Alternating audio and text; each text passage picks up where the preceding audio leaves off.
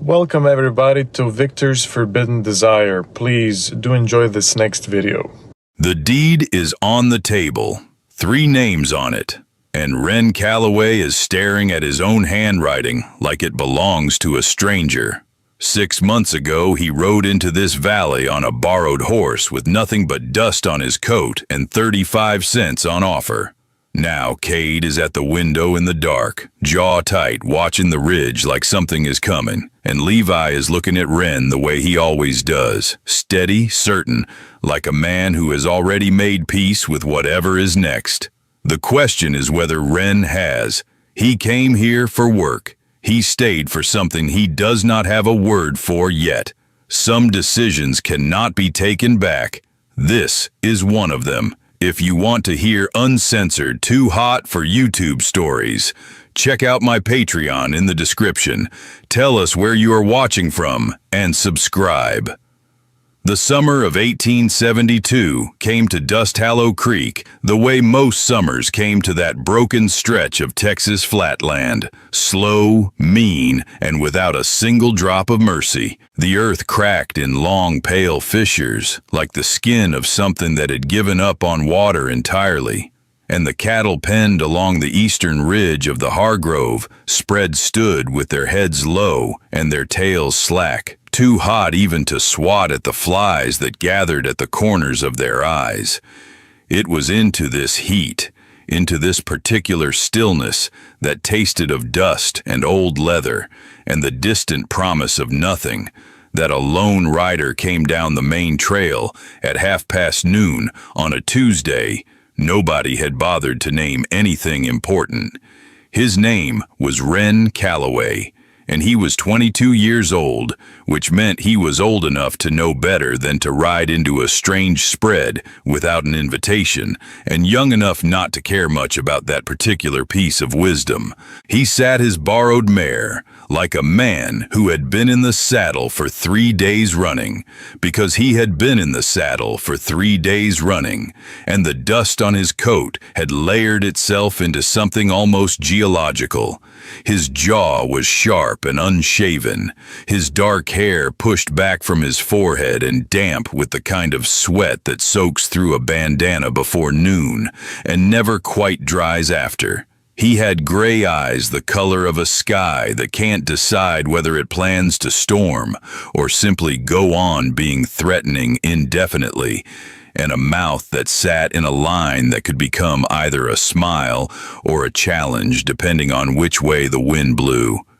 He had a letter in his breast pocket from a man named Octavius Hargrove, written in the careful hand of someone who paid a clerk to do his writing for him, offering 35 cents a day for capable ranch work with board and meals included. Ren had read that letter 4 times over 3 days, and the word capable had caught in his mind, each time like a burr in wool. He was capable. He had worked cattle in 3 states and horses in 2 more, and he had never once been told to leave a spread before the job was done, which was a record he was quietly proud of, even if there was nobody in particular to share that pride with. The Hargrove spread opened before him as he crested the last low rise, and it was larger than the letter had suggested. The main house sat back from the road, behind a stand of mesquite that had given up trying to be trees and settled for being very determined shrubs, a long, low building of weathered timber with a wide porch running the full length of the front. Behind it, the yard fanned out into a proper working ranch, a bunkhouse to the left, a barn to the right that was bigger than some churches Ren had slept in, a series of pens and a round pen for braking, 2 water tanks fed by a windmill that creaked and turned in the hot, dry air. And beyond all of it, the pasture land rolling away toward a ridge of red rock that caught the afternoon sun and held it like something precious. There were men working. Ren could see them at the pens, at the barn, moving across the yard with a particular economy of motion that came from doing the same things in the same heat for long enough that the body learned to conserve itself. He watched them as he rode in slow, because a man who rode in fast to a strange spread was either stupid or running from something, and Wren was neither. He was almost to the yard gate when he noticed the twins. They were at the far pen, the one closest to the barn, and they were impossible not to notice once you had seen them, because there were two of them, and they were identical in a way that went beyond the usual meaning of that word. Same height, same breadth of shoulder, same way of standing with the weight shifted to the left hip and the thumb of the right hand hooked in the belt. Same dark blonde hair that had gone almost gold in the sun, cut short and without ceremony. Same jaw, same nose, same pair of eyes that caught the light at the same angle and held the same expression, which at this particular moment was the expression of two men who had noticed the new rider and were doing absolutely nothing to pretend they had not. One of them said something to the other without turning his head. The other replied without moving his jaw much. Then they both went back to looking at the fence they had allegedly been fixing, though neither of them picked up a tool. Wren rode to the main house and tied his mare at the post and went up the porch steps and knocked. And a man answered who was not Octavius Hargrove, but said he would fetch him. And presently a large older man with a silver mustache and the build of someone who had done serious work in an earlier decade came to the door and looked Wren over with the same expression a horse trader used on a horse. "Calloway," he said. It was not precisely a question. "That is me," Wren said. "You look like you have been dragged here," Hargrove said. "I rode here," Wren said. "There is a difference." Hargrove studied him for another moment, and then the corner of his mouth moved in a direction that might have been approval.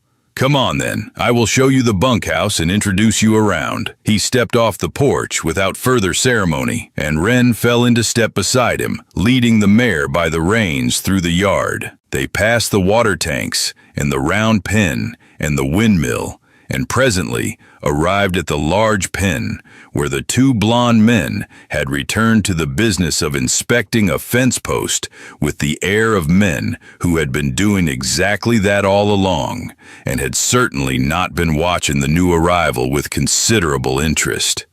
Hargrove stopped. "These two are Cade and Levi Breck," he said. "My head hands. They have been on this spread 4 years, and they know everything worth knowing about how it runs. Whatever they tell you to do, you do it. Whatever they tell you not to do, you do not do it. You got any questions that cannot wait for morning?" you ask one of them. Cade and Levi Breck turned from the fence at the same moment, with the same unhurried ease, and looked at Wren Calloway, and Wren looked back at them. And for a moment, the only sound was the windmill turning and a horse somewhere in the pasture, expressing an opinion about the heat. They were, and Wren registered this the way a man registered the edge of a cliff, which was to say carefully and with considerable attention to his own footing. They were remarkable, not just alike, though they were that, but remarkable in themselves.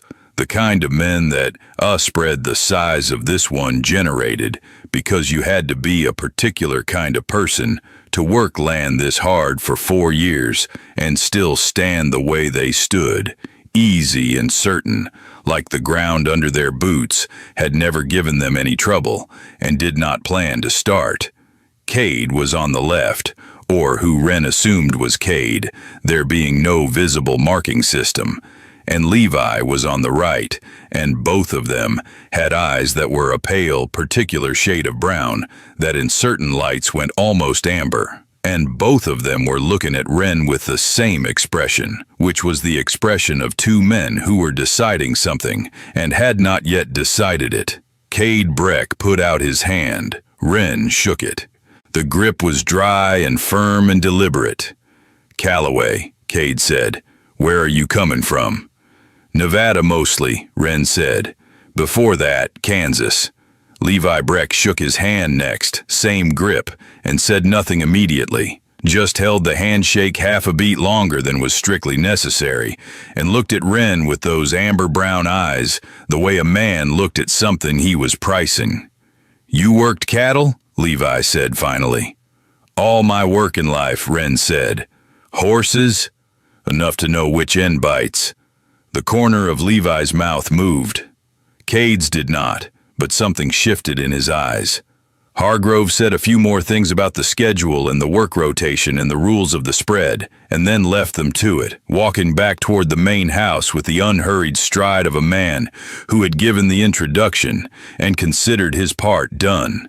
Wren watched him go and then looked back at the twins, who were both looking at him, and the moment arranged itself into something just slightly outside of ordinary. We will show you the bunkhouse, Cade said. Get you settled before supper.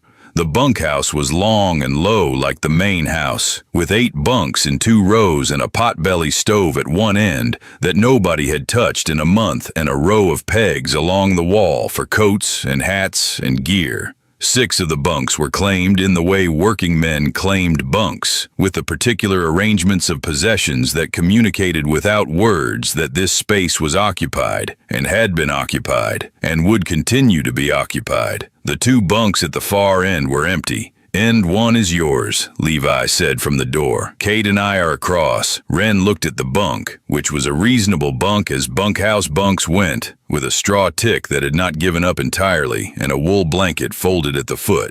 He set his saddlebags down and turned around and found that both twins were still in the doorway, not quite inside, not quite gone, occupying the threshold with that easy physical certainty they seemed to carry everywhere. And the late afternoon light came through the gap between them and caught the dust in the air and made something out of it. We eat at 6, Cade said. I will be there, Wren said. There was a pause that had some weight to it. You work hard, you'll be fine here, Levi said. His voice was lower than his brother's. Wren had already noticed that. A half register down, a little rougher at the edges. His eyes were still doing the thing where they assessed without appearing to assess. I work hard, Wren said. We will see about that, Cade said, and there was no challenge in it exactly, only the flat, factual tone of a man who applied that standard to everything and meant it as information rather than provocation. They left him then, and Wren listened to their boots on the packed dirt outside. 2 sets of footsteps that moved in perfect unconscious rhythm, and he sat down on the edge of his new bunk and pushed his hair back from his face and let out a breath that had been waiting since Nevada. The work started the next morning before the sun had properly committed to rising, which was how Wren had expected it. He was up at 4:30 because he had always been up at 4:30 on working spreads, it being the time when the body had run out of sleep and the sky had not yet run out of dark, and he pulled on his boots and his coat and went out into the cool gray pre-dawn and found Cade Breck already at the water trough, washing his face with the efficient lack of ceremony of a man who had been doing this long enough that the cold did not register as cold anymore. They did not speak immediately. Wren went to the other end of the trough and did the same thing, and they stood there in the early gray, washing their faces in parallel. And the silence was the kind of silence that was not uncomfortable, just present. Cattle first, Cade said eventually, drying his face on the inside of his shirt. Lead on, Wren said. The Breck twins worked the way Wren imagined it must feel to work with a version of yourself, which was to say with a completeness of coordination that was not planned, but simply was. Cade went left, and Levi went right, and the task distributed itself between them without discussion, because they had done it together long enough that discussion would have been redundant. Wren watched this the first morning and learned from it the way a capable man learned from watching other capable men, which was carefully, and without making it obvious, he was doing so. By the second day, he had started to fit himself into the rhythm of their work, finding the spaces they left not by intention, but by habit, and occupying them. And the first time this happened naturally, the first time the 3 of them moved across the pen together, and the task resolved itself. Without any of them having to stop and think about it, Levi looked at him across the back of the steer they were working, and something changed in his expression. It was a small change. It was the kind of change that only registered if you were paying attention. Ren was paying attention. By the end of the first week, Ren had established himself on the spread in the way that capable men establish themselves, which was not through announcement, but through accumulation. He was there before anyone expected him. He finished what he started. He did not complain about the heat or the hours or the particular stubbornness of the cattle on the Hargrove spread, which were as a group among the most opinionated animals he had ever worked. He could rope clean and ride hard and fix fence and read weather, and all of these things were noticed by the other hands in the way ranch hands noticed competence, which was with silence and an adjustment of attitude. The twins noticed differently, or perhaps more precisely. They noticed the same things, but registered them in a way that Ren felt differently than he felt the others noticing. Cade had started speaking to him in the mornings.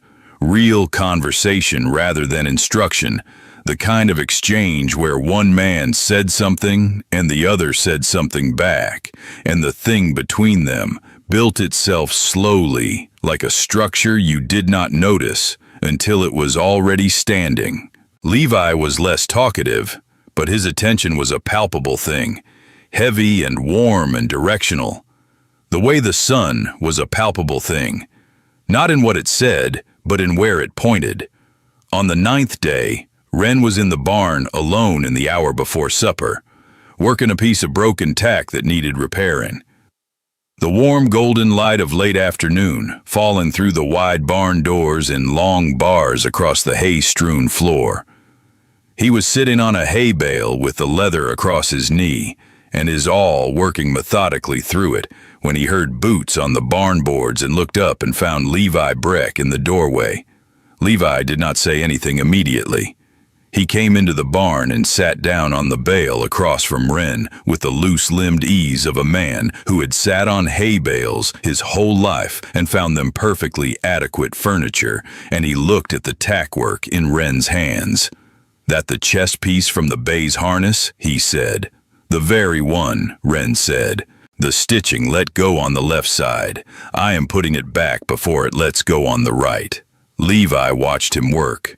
The barn was warm and smelled of hay and horse and the particular dry, sweet smell of old wood that had baked in the Texas sun for long enough to have its own character. Outside, the windmill turned. Inside, the awl went through the leather with the steady rhythm of careful work. "You have done this before," Levi said. "Many times," Ren said.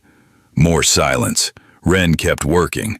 He was aware of Levi the way he was aware of a fire in a room, not looking at it but registering its heat, its presence, the way it changed the quality of the air.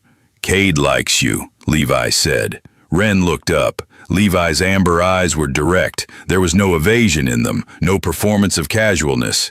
He simply said the thing and let it sit there. "I like Cade," Ren said, and went back to the tack. Levi said, "And me?" The awl paused for half a second and then continued. Ren said, "I like you fine too, Levi." "Fine," Levi repeated. There was something in the way he said it that wrapped around the word and turned it over, examining it. Ren set down the tack and looked at Levi Breck properly, the way he had been avoiding looking at him properly, because looking at Levi Breck properly for any sustained duration was the kind of thing that put a man in interesting country.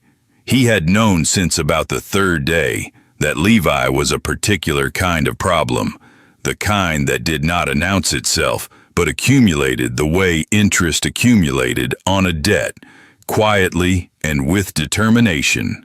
"Better than fine," Ren said. He let that settle between them. Something moved through Levi's expression, something with warmth in it and depth and a careful quality, like a man handling something he did not want to break. He leaned forward with his elbows on his knees and looked at Ren from under the brim of his hat in the golden barn light and said, "How much better?" The question landed in the warm, still air of the barn and stayed there. Ren said, You always this direct? Levi said. I find it saves time. Wren said, fair enough. And then Cade was in the barn doorway, the way Cade had a way of appearing in doorways without preliminary, and both of them looked up. Cade took in the scene with those flat, careful eyes, the two of them sitting on hay bales facing each other in the late gold light, the particular quality of the silence between them, and something crossed his face that was not surprise. As though he had been waiting for this particular configuration to happen and had simply arrived to see how it had arranged itself. Supper, Cade said. His voice was neutral.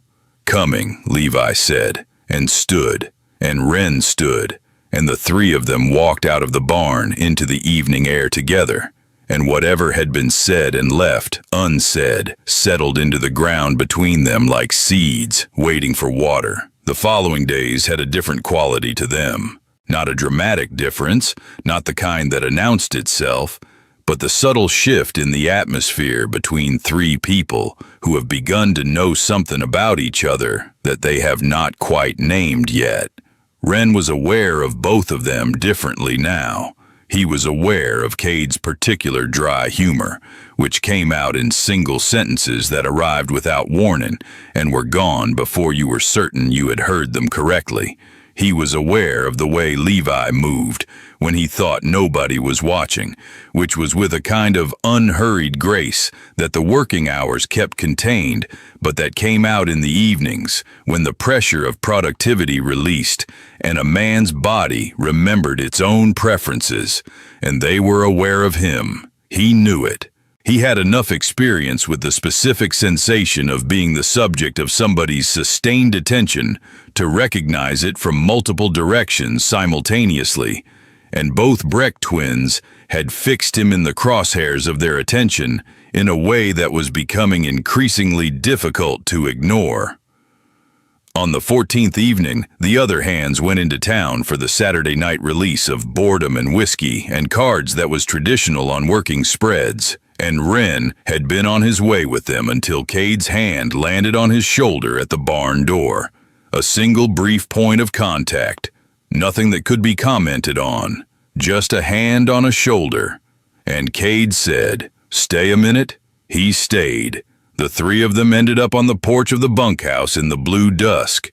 The other hands gone, the spread quiet around them with the particular piece of a place that had stopped working for the night. Levi had a bottle of decent whiskey that he produced without explanation and passed around without ceremony, and they sat in the cooling air and drank in the slow, deliberate way of men who were not drinking for the purpose of getting drunk, but for the purpose of sitting together and having something to do with their hands while they talked. They talked about the spread, about the cattle, about the work that was coming up as the summer deepened toward the drive season. They talked about Nevada, which Wren described, and about East Texas, where the twins had grown up before the land gave out and their fathers spread with it. They talked about horses with the seriousness that working men gave to horses, which was the seriousness of men discussing things that mattered. And then the talking ran down, the way talking did, and the quiet came back. And it was different from the afternoon quiet in the barn, bigger somehow, or more settled, the three of them sitting in the blue evening on the bunkhouse porch with the whiskey passing between them and the stars beginning to show above the dark ridge to the east.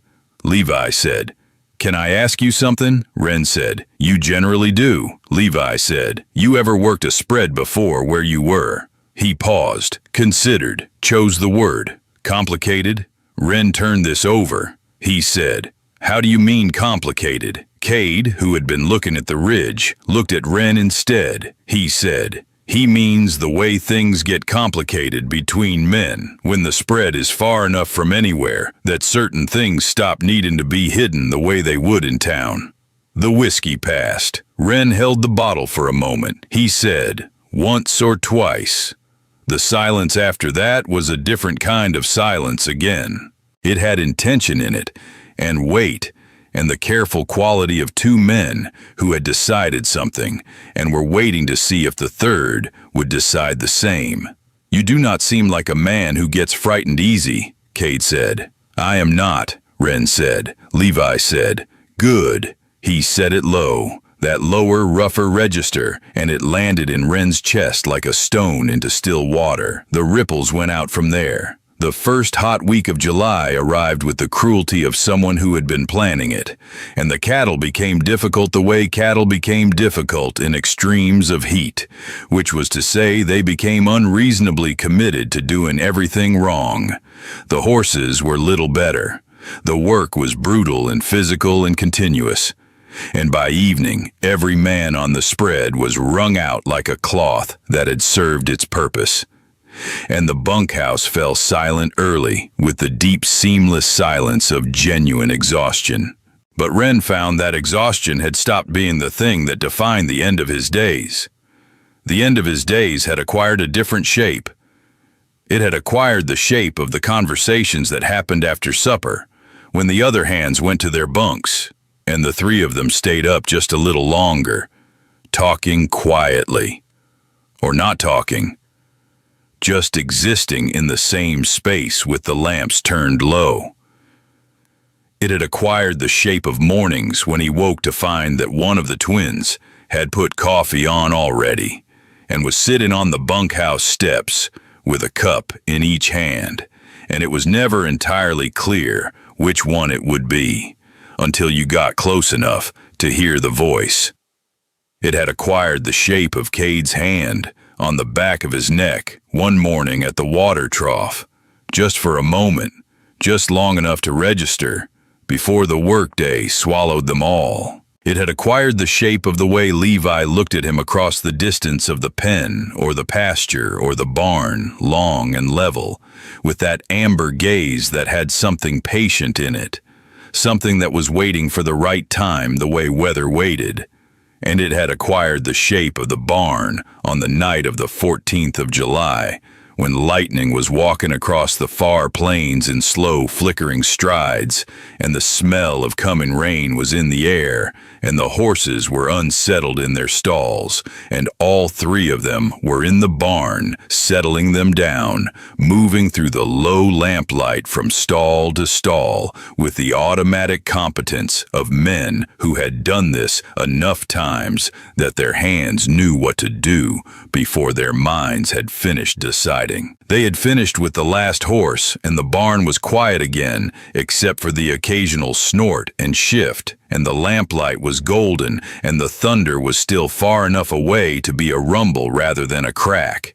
And Wren turned from the stall and nearly walked into Levi, who was closer than he had been a moment ago, close enough that stopping required a step back that Wren did not take. Levi was looking at him. The lamp was behind and to the side, and it caught the line of his jaw and the angle of his cheekbone and threw his eyes into amber relief. And the thing in his expression was not patient anymore, or not only patient, it was also immediate. Something shifted in the air of the barn, something that was not only the coming storm. Cade was behind Wren. He had not heard him come close, but he was there. That specific presence, warm and certain, and Wren felt him in the space between his shoulder blades, the way you felt heat from a fire you were standing near but not looking at. Wren said, without moving, "You two plan this?" Levi said, "We plan most things," Cade said, "from behind, not everything." Wren's heart was doing something it had not done in a considerable amount of time, something with speed and intention, something that had to do with being precisely where he was, between these two particular men, in this particular barn, with the storm coming in from the west and the lamplight doing what lamplight did. He said, "You going to stand there? Or are you going to say what you came to say?" Levi reached out and put his hand against the side of Wren's jaw, very deliberate, very steady, the way you put your hand on something you intended to keep. His thumb traced the line where Wren's jaw became his neck and stayed there, and his eyes had gone dark and intent and close.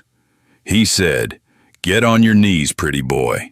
The words hit like the first crack of lightning overhead, immediate and total, and the storm broke outside at almost the same moment, rain beginning against the barn roof, in a rush that filled the space with sound, and inside it was just the three of them, and the lamp and the hay and the steady warmth and the particular gravity of a moment that had been coming for 14 days and had finally arrived. Wren looked at Levi for one long, deliberate moment, and then he went down.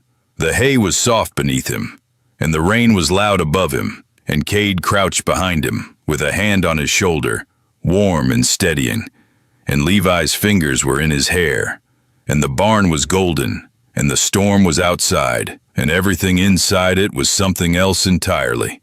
They stayed in the barn long after the storm had passed. Outside, the ground had drunk what it could, and the rest stood in shallow pools that reflected the clearing sky, and the smell of wet earth and wet mesquite came in through the gaps in the barn boards, green and sharp and alive, the smell of a thirsty land given water. Inside, the lamp had burned low and the horses had settled, and the three of them sat against the back wall of the barn in the hay with their shoulders touching, and the silence between them was the best kind of silence, the kind that did not need to be filled. Wren said, eventually, "You always work that way together." Cade said, "We have been doing most things together since before we had a choice about it." Levi said, "Some things are better together." Wren considered this and found he had no reasonable argument against it. He said, "Is this—" He stopped, organized the question. He said, "Is this a thing that happens with every new hand?" Cade made a sound that was not quite a laugh, but had some of the same qualities. He said, "No." Levi said, "You are specifically the problem, Calloway." Wren turned his head and looked at Levi in the low lamp glow, and Levi looked back at him with those eyes that had been a problem since the first afternoon, and the honesty in them was direct and unhidden. Wren said, "I'm usually considered fairly easy to be around." Levi said, "That is the problem." Cade said, "You walked onto this spread, and inside of 2 days, it was very clear you were going to be difficult to ignore." Wren said, "You could have just ignored me." Both twins were quiet for a moment. Then Cade said, "We tried that. It did not take." The lamp guttered and steadied. The rain had stopped entirely outside, and the nighthawks were starting up in the darkness beyond the barn, their cries crossing the wet air in long arcs. Wren leaned his head back against the barn wall and looked up at the dark beams of the roof and felt the specific weight of being between two warm, solid presences that had settled against him on either side, not demanding anything now, just present in the way that good things were present. He thought about Nevada. He thought about Kansas and the spreads before that and the roads between them and the particular quality of moving through the world alone, which was something he had been doing for long enough that he had stopped thinking of it as a condition and started thinking of it as simply a fact. The way the heat was a fact, and the distances were a fact, and the work was a fact. He thought it was possible this particular fact might be changing. Cade said, "You plan on staying past the drive season?" Wren said, "Hargrove asked me through to winter." "And what did you tell him?" Levi said. "I told him I would think on it," Wren said. Levi said, "Think faster." Wren said, "Give me a reason." There was a pause, and then Cade's hand found his arm in the dark, a grip that was not hard but was very definite, the grip of a man communicating something he had decided, and Levi said, "How many reasons do you need?" Wren said, "I am listening." The nighthawks called outside. The wet mesquite dripped its last drops onto the cooling ground. The barn held its 3 occupants in the warm dark, and the lamp burned down to almost nothing, and the night deepened around them like something settling in for the long work of becoming morning.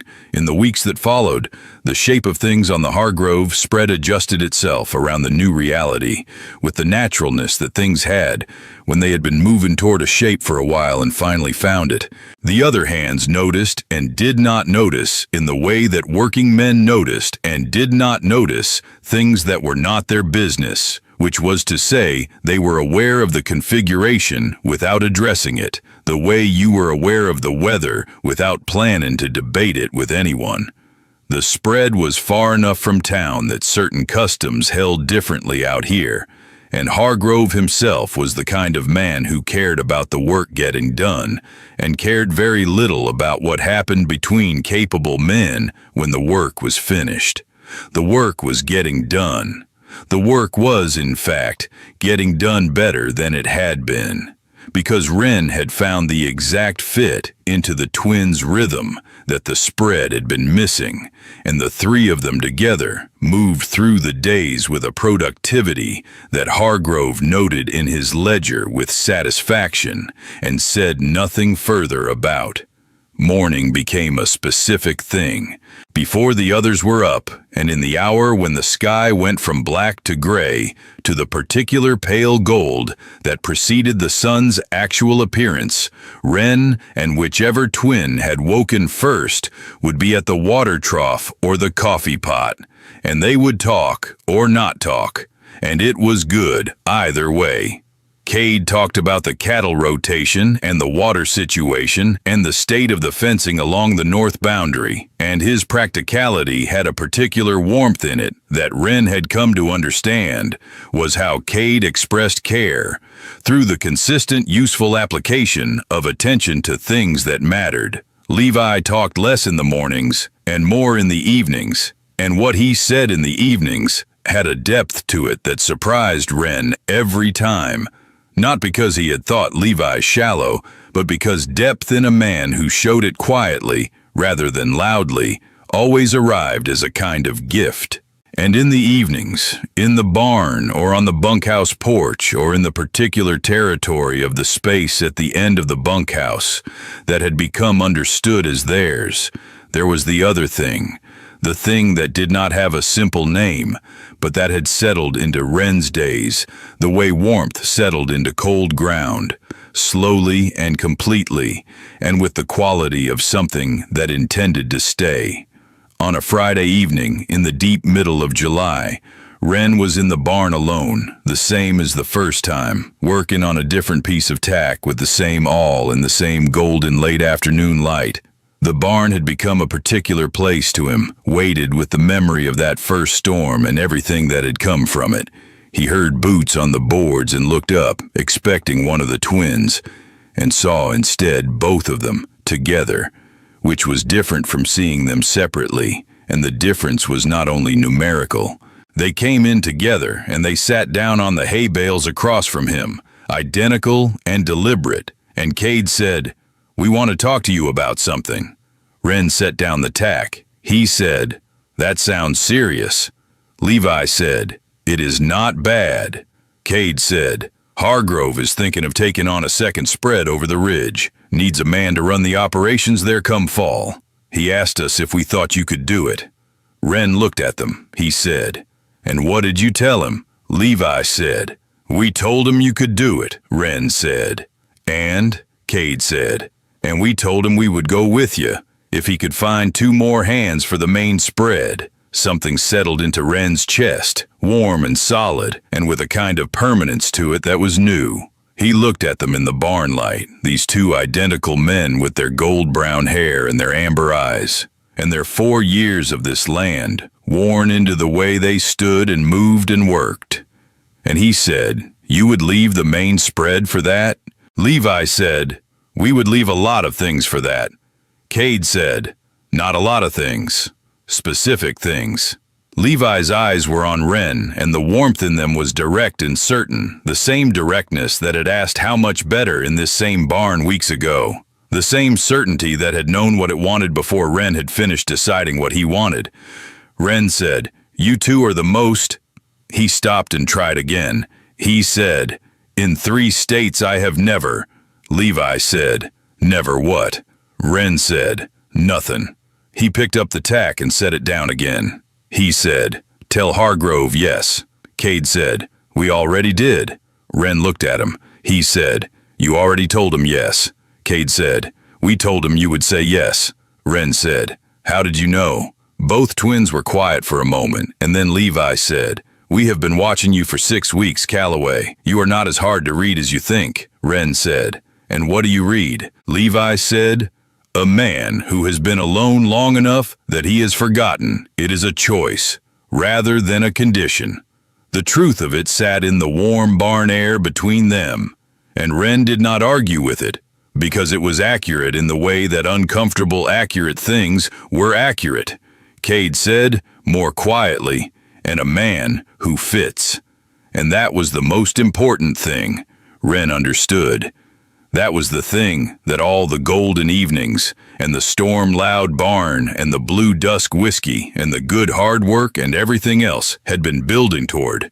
Not something dramatic or enormous, but something that had the specific value of being true.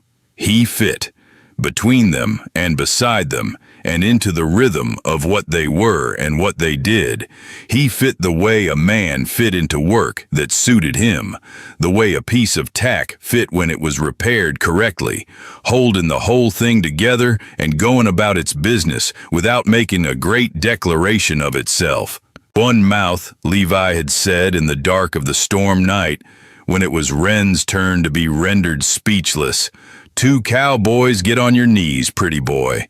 And the words had been arrogant and amused and completely assured, and Ren had thought then that certainty was something certain men wore the way other men wore hats, easily and without self-consciousness, and that he had spent a lot of years being certain about most things, except the ones that mattered most. And here, in the Texas heat, on this particular spread, he was finding that those things were becoming certain too. He said, "We are going to need a better barn over there." Cade said, "We will build one." Levi said, "We are good at building things." And the last of the late afternoon light came through the barn doors and landed on the three of them in that warm, deliberate way that light had of making ordinary things look significant. And outside, the windmill turned and the cattle moved along the ridge and the spread went about its business. And inside the barn, the three of them sat in the hay and let the evening come. And it was good. There was still the drive season ahead, and the new spread and the hard work of fall, and the 100 practical difficulties of 3 men making something that had no agreed-upon name work in a world that had not designed itself to accommodate it. There was still all of that, but Ren Calloway had ridden into Dust Hallow Creek on a borrowed mare, with a letter in his breast pocket and 35 cents a day on offer. And he had found something that the letter had not mentioned, and the 35 cents could not cover, and he was going to stay. He was, he thought, finally going to stay. The drive season came in August, like everything came in August on the Texas plains, which was to say it arrived with force and without apology, and expected everyone to simply accommodate it. The cattle drive was a 3-week undertaking that took the Hargrove herd north along the established trail to the railhead at Caldwell, and it required every hand on the spread plus 2 hired on from neighboring outfits, and it required all of Ren Calloway's considerable skill and most of his available stamina, and it required the Breck twins to be exactly what they were, which was indispensable. Ren had been on drives before. He had ridden drag and swing and point on 6 different herds across 3 states, and he knew the particular misery and particular satisfaction of moving cattle across open country, the way 3 weeks on horseback condensed a man down to his essential self, stripping away everything that was not load-bearing. What he had not done before was make a drive with 2 specific men whose presence he was aware of at every point of the compass. Cade rode point. He had a natural authority with cattle that was almost conversational, a way of positioning his horse that communicated direction to the herd the way a teacher communicated to a classroom, with presence rather than force. Levi rode Swing on the right flank and Ren was given the left, and across the width of the moving herd they could see each other most of the daylight hours. And the looking across that distance became its own kind of language. The nights on the trail were different from the nights on the spread.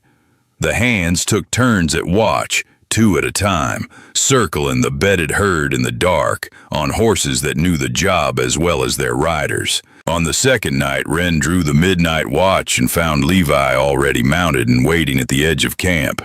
His horse standing patient in the moonlight with the resigned contentment of a horse that had done this 100 times. They rode the circle together in the dark, and the silence in the moon was high enough to silver everything it touched. The backs of the sleeping cattle, the dry grass, the distant tree line, the planes of Levi's face when Ren looked across at him. Levi said, without preamble, "Cade snores." Ren said, "I know." Levi said, "You have been listening." Ren said, "The bunkhouse is not large." They rode on. The cattle shifted and resettled in their slow bovine way. A coyote called from the tree line, and one of the horses flicked an ear at it, and they all ignored it together. Levi said, "You think about the new spread?" Ren said, "Some." Levi said, "What do you think?" Ren considered the question in the serious way Levi asked serious questions, which was to say, with no performance of casualness about it, just a direct want to know. He said, "I think it is the best offer I have had in a long time." He paused. "I think most things about it are the best I have had in a long time." Levi's horse moved close enough in the dark that their knees were almost touching, which was not accidental. Levi looked at him, and in the moon-white light his eyes were serious and warm and direct. He said, "Cade and I have been on the same spread since we were 18. We have never wanted to pull up from a place before now." Ren said, "And now?" Levi said, "Now we are pulling up." It was not a declaration of enormous architecture, but it landed with the weight of one. Because Levi was not a man who said things he did not mean, and Ren had learned that early, and the knowledge had accumulated into a particular kind of trust. Ren said, quietly, "You know this is not something either of you planned on." Levi said, "We plan most things." Then, after a beat, "Not this." They finished the watch in a mostly comfortable silence and handed off to the next pair and went back to camp, and Ren lay in his bedroll under the enormous Texas sky and listened to the cattle and the night and thought about the difference between moving through the world and being in a particular place in it, and whether a man who had been doing the former for long enough could learn to do the latter. He thought he probably could. The drive arrived at Caldwell in reasonable shape, a good number of cattle lost to the usual attrition of the trail, and the sale went as sales went, with the negotiation being mostly Hargrove's business, while the hands occupied themselves with the particular liberty of a trail town after 3 weeks on the move, which generally meant whiskey and a bath in some order depending on the man. Ren found a bathhouse and stayed in the tub until the water went cold, and then got out and put on the clean shirt he had been saving since the spread and went to find the twins. He found them at a saloon at the end of the main street, which was not surprising, sitting at a corner table with a bottle between them, looking exactly like what they were, which was 2 identical men who had just come off 3 weeks of hard trail work and were now applying themselves to the restorative qualities of bourbon with the same methodical competence they applied to everything. Ren sat down, and Cade poured him a glass without being asked, and the 3 of them drank together in the dim saloon afternoon, and it was good in the particular way of things that were both simple and had layers to them. Cade said, "Hargrove talked to me this morning. The Rinson spread over the ridge. He has the deed worked out. We can move over there after the fall gather. 6 months from now, we could have it running." Wren said, running at what capacity? Cade said, small first. 20 head to start, expand in spring. He wants to see what the land will carry. Levi said, the water situation will need working. There is a creek over that ridge that goes seasonal. First thing would be a proper tank. Wren nodded. He had been thinking about the water situation since Hargrove had first described the land to him. He said, if we dig a good tank in October while the ground is workable, we can have it ready to collect the winter rains. Cade looked at him with that flat evaluating look. He said, you have thought about this. Wren said, I've thought about it. Something moved across Cade's face that was not quite a smile but had the quality of one. A warmth that arrived and was gone before it could be formally identified, but that had been there. They left Caldwell the next morning with the empty remuda and the lighter wagons, heading back south, and Wren rode between the twins on the long, flat trail home, and the sky was enormous and blue and entirely indifferent to the three figures moving across it, which was fine. The sky did not need to know what was happening. The three of them knew, and that was enough. The fall gather was 3 weeks of work that organized itself around the rhythms of the season, shorter days and cooler nights, and the particular urgency of getting cattle sorted and counted before the first hard cold came down from the north. The spread hummed with activity, and Wren was in the center of it, moving between tasks with the fluency that 6 weeks on the Hargrove land had given him, knowing where things were and how they worked and what they needed, which was the knowledge that turned a hired man into something with more continuity than that. The other hands had settled into an easy relationship with him. There was Peavy, who was 53 and had been on the spread longer than anyone, and had the weather-beaten silence of a man who had arrived at his final set of opinions and was not interested in reconsidering them, but who showed respect through the small practical gestures of not wasting a capable man's time with unnecessary direction. There was young Aldred, who was 19 and eager in the open, uncomplicated way of youth, and who had attached himself to Wren in the implicit mentorship arrangement that sometimes developed on spreads between experienced hands and new ones. There were 2 brothers named Voss, who kept to themselves, but worked excellently. And there were the twins, who were woven through everything, who the spread organized itself around, the way a river organized itself around its banks, inevitably, and with the appearance of having always been so. On a Wednesday in late September, Wren was coming in from the far north fence, where he had been doing an assessment of what needed work before the cold, and he came over the rise and saw the main spread below him in the late afternoon gold, and it was... He stopped his horse on the rise and looked at it. The bunkhouse and the main house and the barn and the pens and the windmill and the mesquite. And at the near pen, Cade working a young horse in the round pen, moving the animal in circles with that quiet, authoritative patience.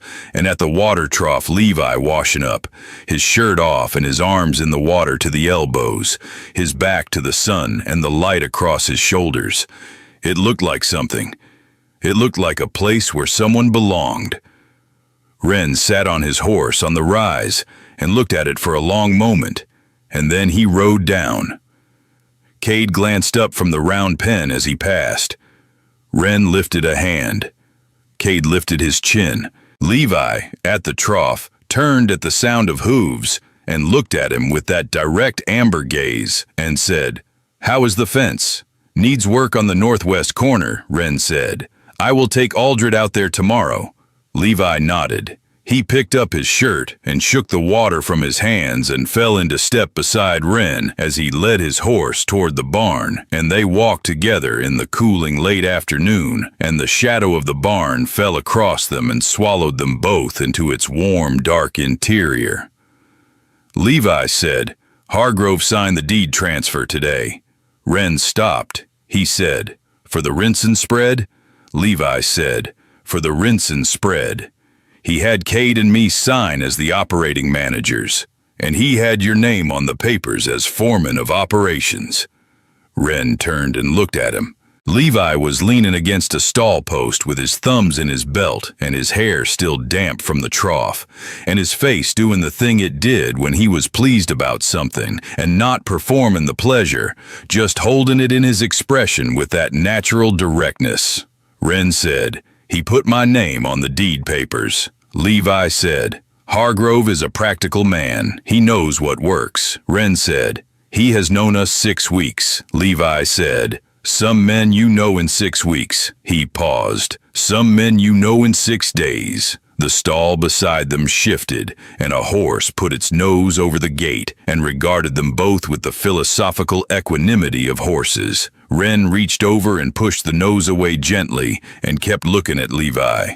He said, "You told him to put my name on it."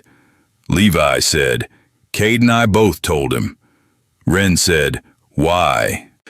Levi pushed off the stall post and came closer, into the space between them, not rushing it, not making performance of it, just doing what he did, which was moving with intent when he had decided to move. He put his hand against the side of Wren's neck, the same way he had that first time, steady and deliberate, and looked at him from the close distance.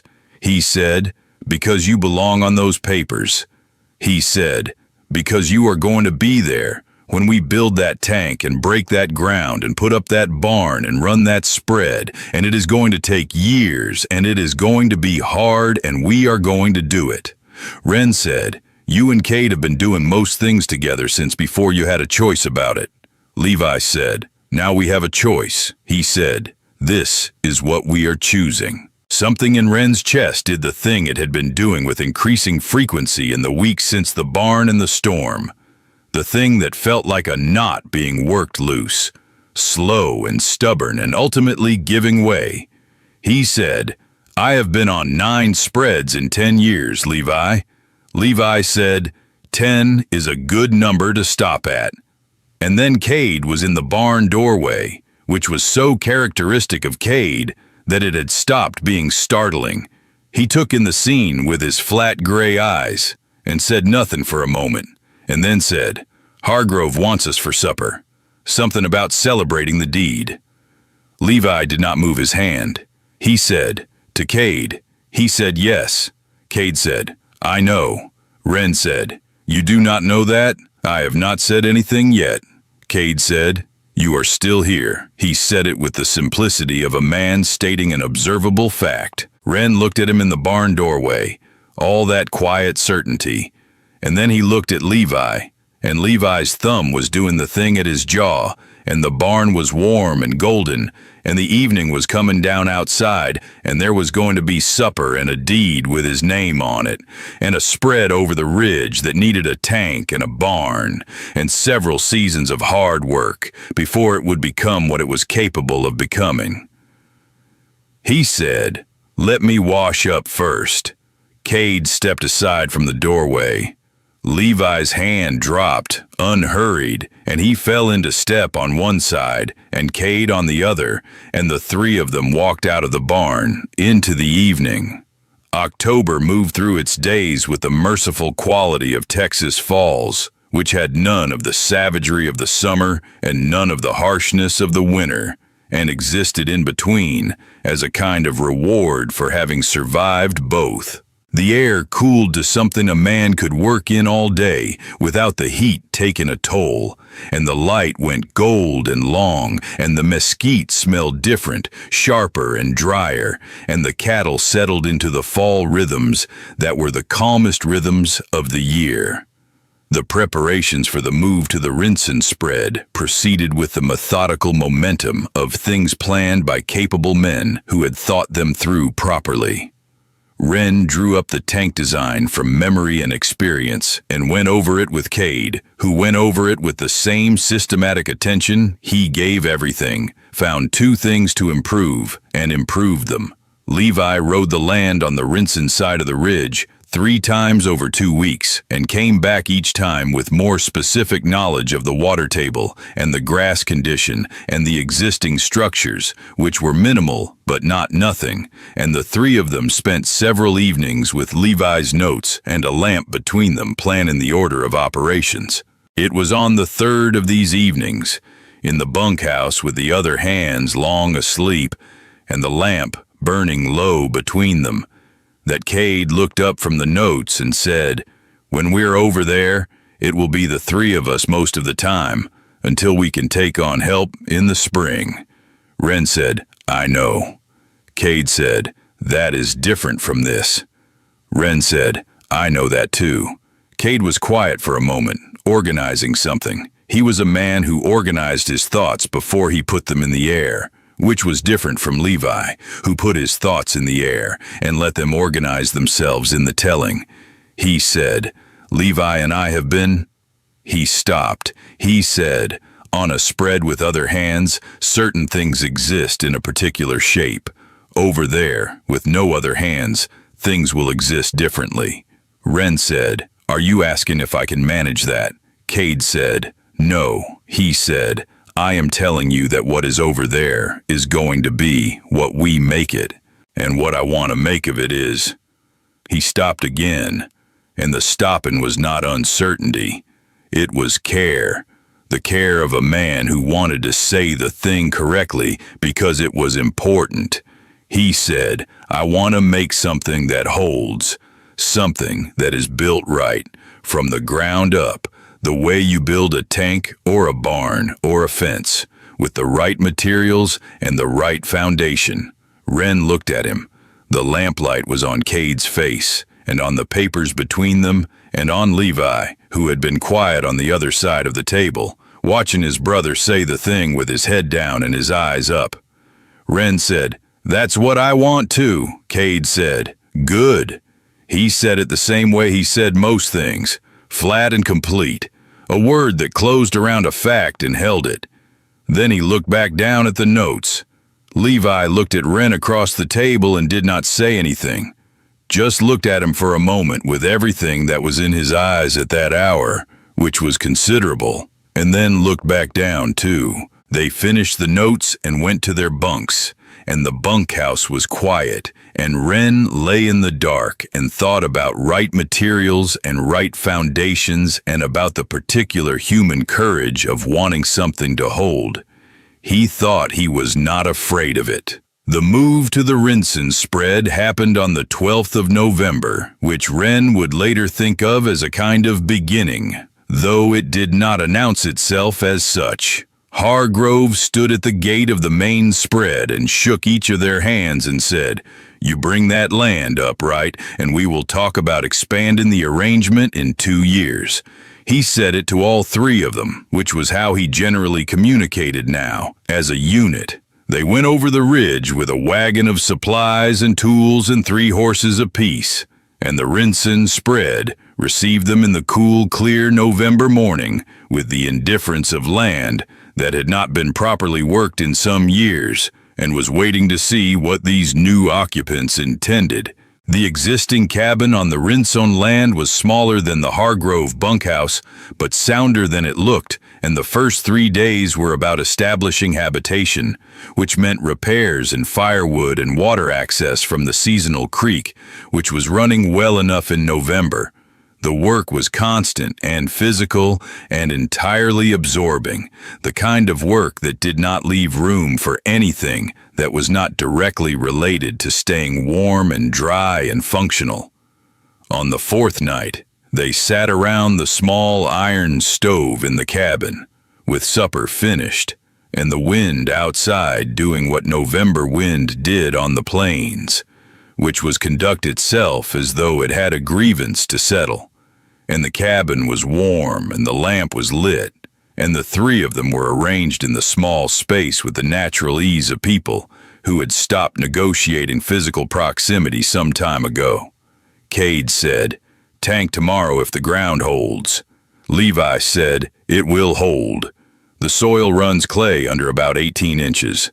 Clay holds through November." Wren said, "We will need the big auger from the wagon." The conversation went on like that for a while, practical and specific and comfortable, and then ran down the way conversations ran down when the plans were made and the supper was settled and there was nothing left to plan or settle. And they sat in the quiet of the cabin with the wind outside and the fire in the stove, casting warmth into the small space. Levi said, "This is different." Ren said, "What is?" Levi made a small gesture that took in the cabin and the spread outside it, and the three of them in it. He said, "This." Cade said, "We said it would be." Levi said, "I know we said it." He said, "I am saying it is." The distinction was Levi's kind of distinction, the difference between anticipating a thing and standing inside it. And Ren understood it because he had been aware of the same difference all day in the working hours. And now this hour. He said, "It is." They were quiet together in the cabin with the fire and the wind, and it was the most settled Ren had felt in a considerable number of years, which was long enough that the feeling was unfamiliar enough to name, which he did not do out loud, but which he sat with privately and examined with some attention.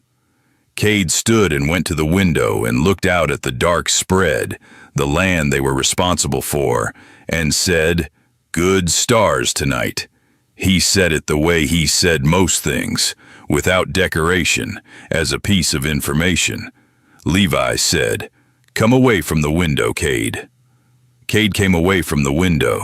The nights in the Rinson cabin were smaller and more specific than the nights in the Hargrove bunkhouse, and the smallness was not a deficit.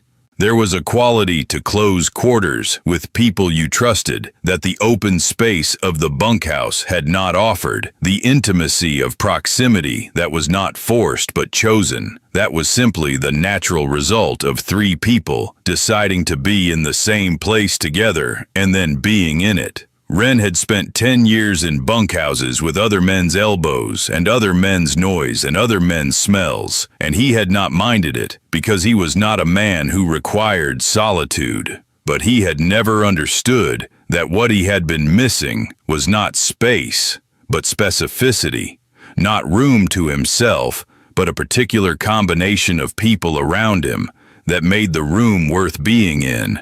He understood it now.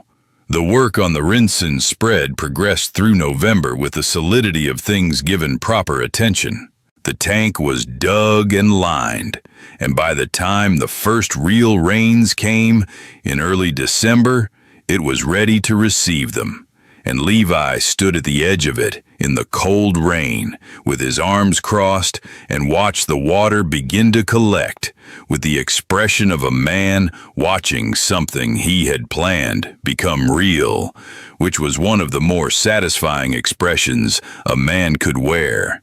Cade had begun breaking the two young horses Hargrove had sent over as part of the operational stock, working them in the round pen they had rebuilt from the salvageable materials of the old one, and his patience with them was the patience of a man who understood that certain things could not be rushed, that trust built itself in its own time and according to its own schedule, and the only thing a man could do was be consistent and let it happen.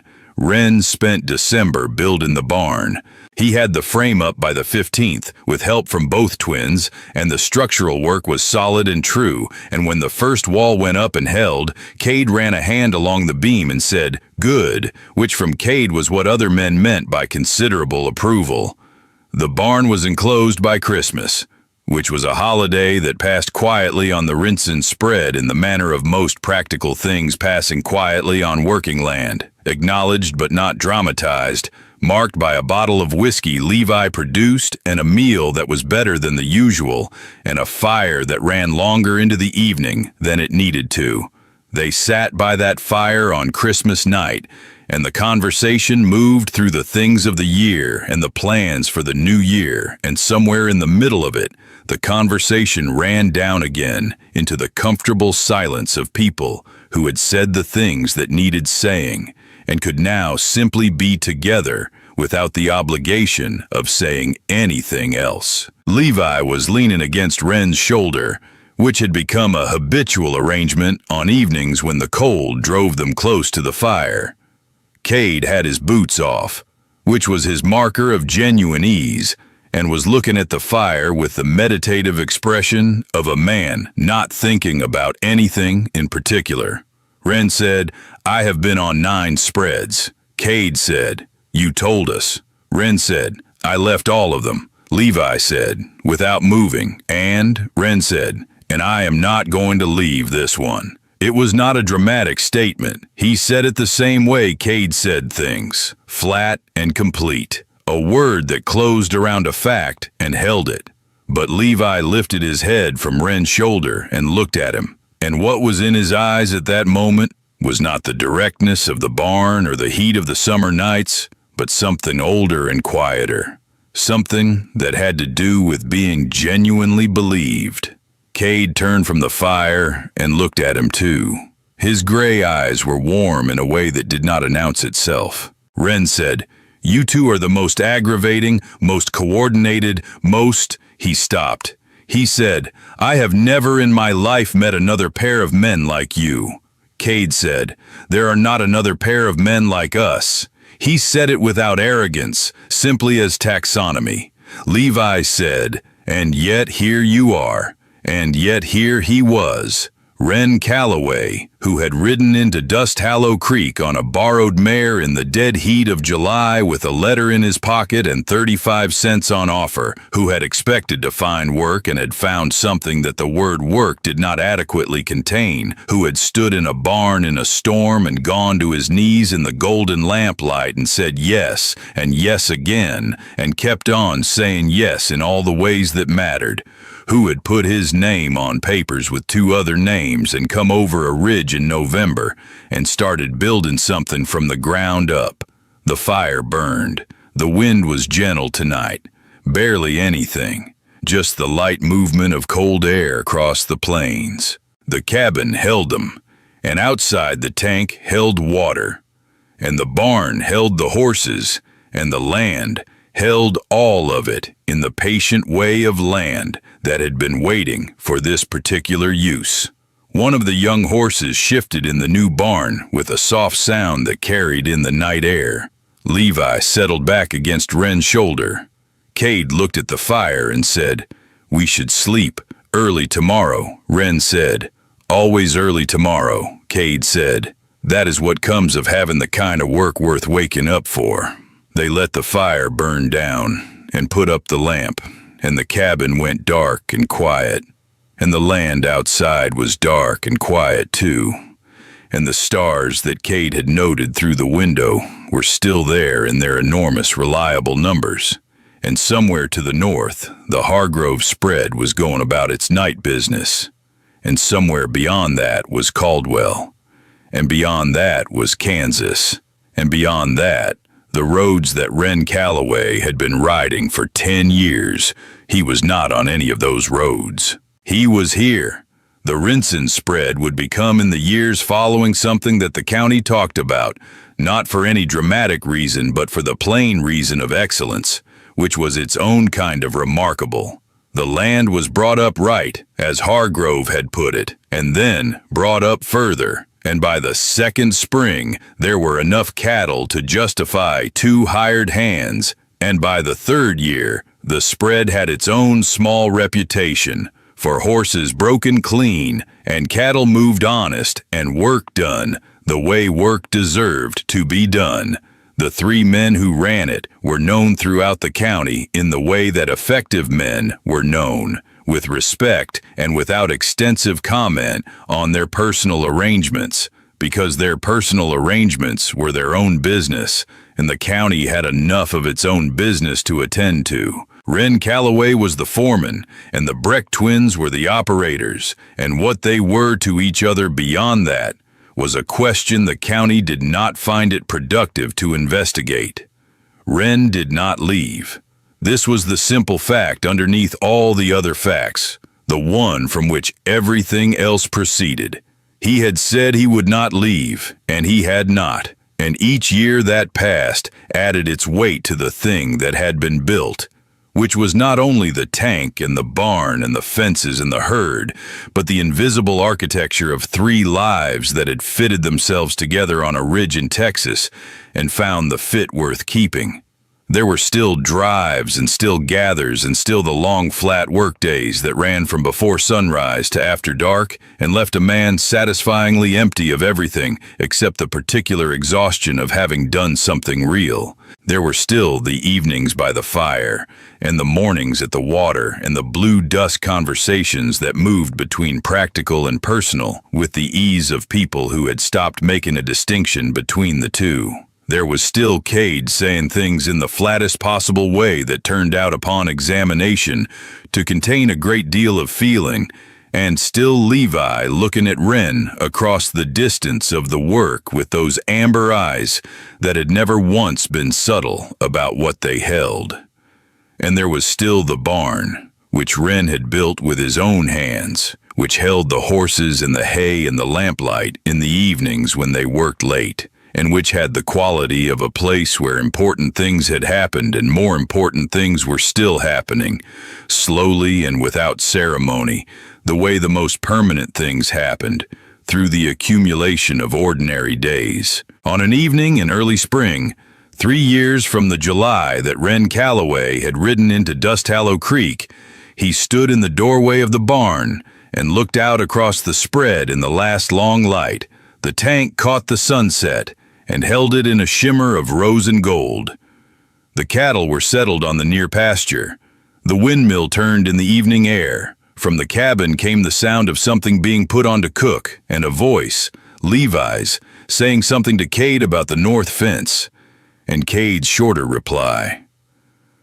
Wren stood in the barn doorway and listened to the spread in the evening, and the voices of the two men who had made this place what it was, what he was, in the specific way that the right people in the right place at the right time made things into what they were.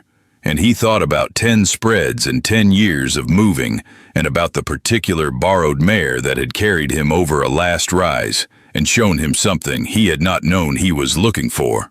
He was looking for it now, standing in it, which was the only place you could properly find anything.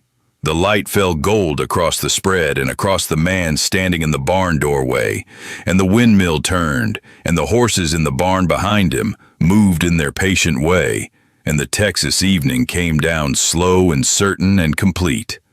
He pushed off the door frame and went inside to see about supper, and the barn door swung softly behind him, and the spring night settled over the Rinson spread with the permanence of something that had arrived and meant to stay.